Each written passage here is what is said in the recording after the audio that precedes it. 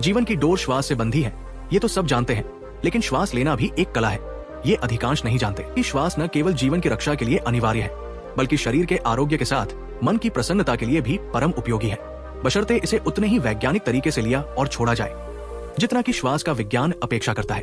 विश्वास कीजिए, तब आप पाएंगे कि अनायास ही जीवन में कितना आमूलचूल परिवर्तन हो गया है। जिस तरह किसी मोटर कार को चलाने में काम आने वाले 5 फ्यूल्स में 3 कूलेंट ऑयल, इंजन ऑयल और पेट्रोल डीजल प्रमुख है, उसी तरह मानव शरीर के भी 3 प्रमुख ईंधन हैं। ये है भोजन, पानी और श्वास। कोई गाड़ी कूलेंट ऑयल और इंजन ऑयल की कमी के बगैर चल सकती है, मगर पेट्रोल या डीजल के तत्व होते ही खड़ी हो जाएगी। ठीक उसी तरह मनुष्य का शरीर भोजन व पानी के बगैर एक सीमा तक जीवंत रह सकता है, मगर श्वास के बगैर चंद पलों में निर्जीव हो जाएगा। शरीर विज्ञान के विशेषज्ञ मानते हैं कि यदि किसी व्यक्ति को भोजन न मिले तो वो 90 दिन तक जीवित रह सकता है। इसीलिए जैन धारा में साधक 3 मास तक निराहार रहकर भी सहज रहते हैं। फिर पानी है, जो 72 घंटे तक न मिले तब भी प्राण को खतरा नहीं होता। मगर श्वास के बारे में वैज्ञानिक मान्यता है कि यदि अधिकतम 8 मिनट तक किसी को श्वास न मिले तो उसके प्राण निकल जाएंगे। इसलिए कि जिस तरह पेट्रोल या डीजल किसी गाड़ी का मुख्य फ्यूल है, ठीक उसी तरह मानव शरीर का मुख्य ईंधन श्वास है। भोजन और पानी बहुत आवश्यक है, लेकिन वे श्वास की भांति अनिवार्य नहीं है।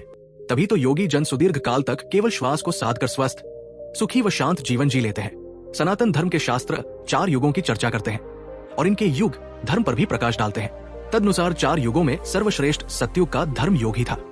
त्रेता का यज्ञ, द्वापर का ज्ञान और कलयुग का धर्म सत्संग बताया गया है। जैसा कि मानस में बाबा तुलसी लिखते हैं, कलयुग जोग न यज्ञ न ज्ञाना, एक आधार राम गुण गाना। अर्थात कलयुग में पूर्ववर्ती युगों के धर्म क्रमश योग, यज्ञ व ज्ञान काम नहीं आएंगे। इसमें केवल राम नाम का कीर्तन ही भवसागर से पार लगाने में सहायक होगा। इस अर्थ में सतयुग का धर्म योग था। और जैसा कि शास्त्र कहते हैं, उस युग में लोग न तो कोई काम करते थे और न ही उन्हें भोजन या पानी की आवश्यकता या अपेक्षा होती थी। इसलिए क्योंकि योग का धर्म निर्वहन करते हुए वे लोग श्वास को साधने की कला में दक्ष थे। यही कारण है कि सतयुग में लोग दुर्घायु होते थे, क्योंकि आयु का क्षय और जीवन का समापन करने वाली श्वास की डोर का संचालन उनके अपने हाथ में था। कहते हैं, ईश्वर ने प्राणी मात्र को निश्चित मात्रा में श्वास बख्शी है।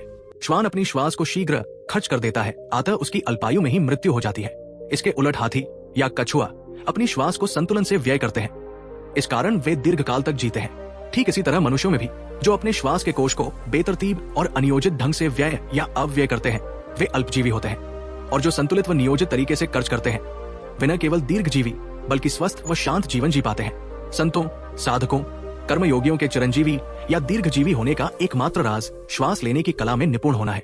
महाभारत के शांति पर्व में महर्षि याज्ञवल्क्य ने राजा जनक को जो बहुमूल्य उपदेश दिया, उसके केंद्र में श्वास की साधना ही है। महर्षि ने कहा कि नास्ति सांख्यस्म ज्ञान नास्ति योगस्म बलम, तावु भावेक्चर्यो तावु भाव निधनो समृतो। अर्थात सांख्य के समान कोई ज्ञान नहीं है और योग के समान कोई बल नहीं है। इन दोनों का लक्ष्य एक है और ये दोनों ही मृत्यु का निवारण करने वाले हैं। योग साधन में रुद्र अर्थात प्राण प्रधान है। यही प्राण सर्वश्रेष्ठ है। इसी प्राण को अपने वश में कर लेने पर योगी इस शरीर से 10 दिशाओं में स्वच्छंद विचरण कर सकते हैं। ये ऋषिवाणी श्वास के बारे में प्रतीकात्मक है, मगर प्राण के माध्यम से उसी प्राण की ओर संकेत करती है, जिसके निकल जाने पर शरीर का नाश या अंत हो जाता है।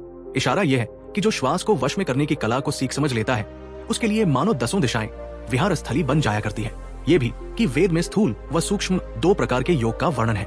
स्थूल योग अणिमा आदि 8 प्रकार की सिद्धि प्रदान करने वाला है, जबकि सूक्ष्म योग यम, नियम, आसन, प्राणायाम, प्रत्याहार, धारणा, ध्यान और समाधि नामक 8 गुणों या अंगों से युक्त है, जिन्हें महर्षि पतंजलि ने अष्टांग योग कहकर योग सूत्र में संपादित किया है।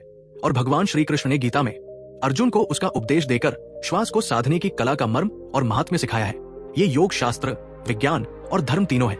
इसके 8 चरणों में चौथा प्राणायाम श्वास साधने की ही विधि है, जिसका शाब्दिक अर्थ है प्राण का आयाम करना, अर्थात श्वास को लंबा करना या प्राण रूपी जीवनी शक्ति को लंबा करना।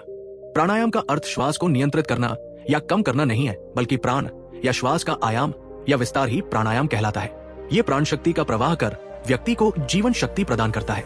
श्वास कितनी कीमती है, ये योग के प्रमुख ग्रंथ हठयोग प्रदीपिका के इस सूत्र से समझा जा सकता है, जिसमें कहा है, यावद वायु स्थितो देहे तावत जीवन मुच्यते, मरण तस्य निष्क्रांतिय ततो वायु निरोध्येत। अर्थात जब तक शरीर में वायु है तब तक जीवन है।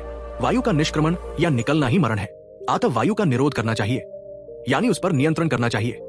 यही कारण है कि योग में साधक को नाड़ी शोधन, शीतली, उज्जाई, कपालभाति, भस्त्रिका, बाह्य और भ्रामरी आदि प्राणायाम विधियों के द्वारा श्वास पर नियंत्रण के गुर सिखाए जाते हैं। आधुनिक विज्ञान प्रमाणित करता है कि गहरी सांस लेने से पेट, पीठ समेत शरीर की मांसपेशियां अनुकूल रहती हैं, जिससे मेरुदंड में होने वाले खिंचाव से बचा जा सकता है। इससे आप किसी भी तरह के शारीरिक या मानसिक श्रम के बावजूद तंद्रा या थकान का अनुभव नहीं करते, अपितु लंबे समय तक नई ऊर्जा के साथ पुनः परिश्रम के लिए तत्पर हो सकते हैं। लंबी गहरी श्वास लेने से पर्याप्त मात्रा में ऑक्सीजन शरीर में जाती है, जो पाचन तंत्र के साथ समूचे तनमन को ऊर्जा देती है और तनाव कम कर कार्यक्षमता में वृद्धि करती है। ठीक इसी तरह लंबी गहरी श्वास छोड़ने से शरीर में प्रतिदिन पैदा होने वाले विषाक्त विकार बाहर निकल जाते हैं। महापुराण श्रीमद् भागवत का 11 स्कंद प्रमाण है कि श्री कृष्ण के स्वधाम जाने से पूर्व जब उनके अनन्य सखा उद्धव उनसे उपदेश लेने गए तो कृष्ण ने श्वास का ही महामंत्र दिया था।